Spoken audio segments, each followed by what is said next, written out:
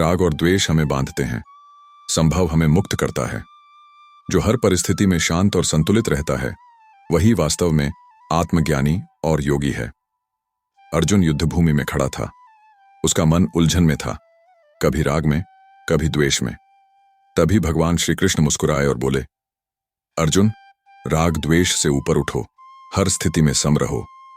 अर्जुन ने जिज्ञासा से पूछा, मधुसूदन, यह कैसे संभव है? मन तो कभी प्रिय वस्तु की ओर दौड़ता है और कभी अप्रिय से घृणा करता है। श्री कृष्ण ने एक कथा सुनाई। एक समय की बात है, हिमालय की तलहटी में एक साधु रहते थे। वे प्रतिदिन नदी से जल लाते और गांव वालों को देते। गांव वाले उन्हें बहुत मानते थे। एक दिन कुछ दुष्ट लोग आए और साधु का उपहास करने लगे। उन्होंने उन्हें अपशब्द कहे। साधु शांत रहे। दूसरे दिन गांव के लोग उनकी स्तुति करने लगे, फूल चढ़ाए और उन्हें महान कहने लगे। फिर भी साधु उसी शांत भाव में रहे। किसी ने पूछा, महात्मन, आप अपमान और सम्मान दोनों में समान क्यों रहते हैं?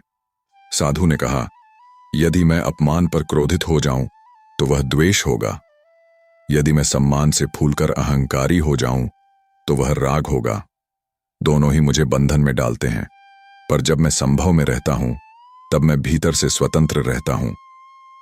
श्री कृष्ण ने अर्जुन से कहा, देखो पार्थ, जैसे कमल का फूल कीचड़ में रहकर भी उसे अछूता रहता है, वैसे ही मनुष्य को संसार के सुख दुख, लाभ हानि, मित्र शत्रु, राग द्वेष में सम रहना चाहिए, तभी वह सच्चा योगी कहलाता है।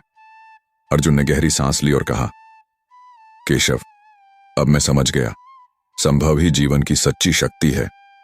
राग और द्वेष हमें बांधते हैं, संभव हमें मुक्त करता है।